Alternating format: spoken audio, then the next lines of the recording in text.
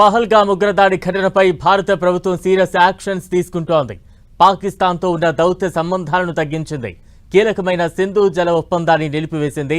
పాకిస్తాన్ వీసాలను రద్దు చేసింది. భారత్లోని పాకిస్తానీయులు వారం రోజుల్లో భారత్ విడిచి వెళ్లాలని కేంద్రం ఆదేశాలు ఇచ్చింది. దీంతో పాకిస్తాన్ విలువెల్లాడుతోంది.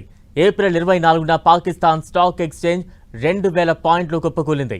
పాకిస్తాన్ పైకి మేకపోతు గాంభీర్యాన్ని ప్రదర్శిస్తున్నప్పటికీ ఆ దేశంలో ఆర్థిక పరిస్థితి మరింత దిగజారుతోంది.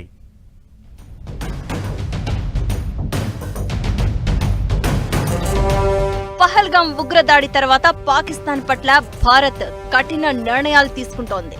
ఇందులో భాగంగా సింధు జలాల ఒప్పందాన్ని నిలిపివేసింది. ఈ నిర్ణయం పాకిస్తాన్కు పెద్ద దెబ్బ అని నిపుణులు చెబుతున్నారు. సింధు జలాల ఒప్పందాన్ని నిలిపివేయడం వల్ల పాకిస్తాన్ వ్యవసాయ ఆర్థిక వ్యవస్థపై తీవ్రమైన ప్రభావం చూపుతుందని, తద్వారా పాకిస్తాన్ దేశ ఆర్థిక వ్యవస్థపై ఆ ప్రభావం పడుతుందని నిపుణులు హెచ్చరించారు.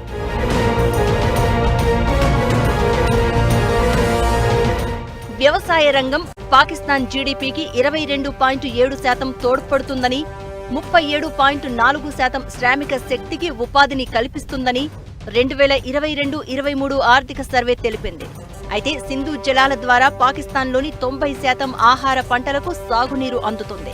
ప్రస్తుతం భారత్ నిర్ణయం ఆ దేశ వ్యవసాయ రంగంపై తీవ్ర ప్రభావం చూపనుంది. పాకిస్తాన్ అత్యంత కష్టాల్లోకి కూరుకుపోతోంది.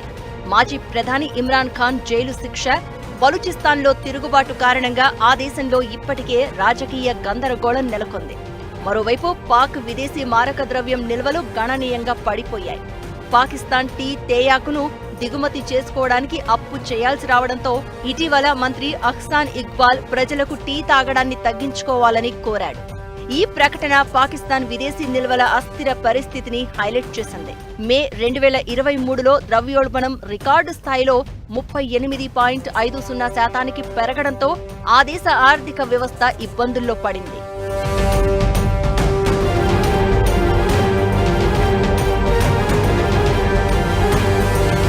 మొత్తానికి భారత్ తీసుకుంటున్న నిర్ణయాలు పాకిస్తాన్ గుండెల్లో రైళ్లు పరిగెత్తిస్తున్నప్పటికీ పైకి మాత్రం పాక్ మేకపోతు గాంభీర్యాన్ని ప్రదర్శిస్తుందని నిపుణులు పేర్కొంటున్నారు.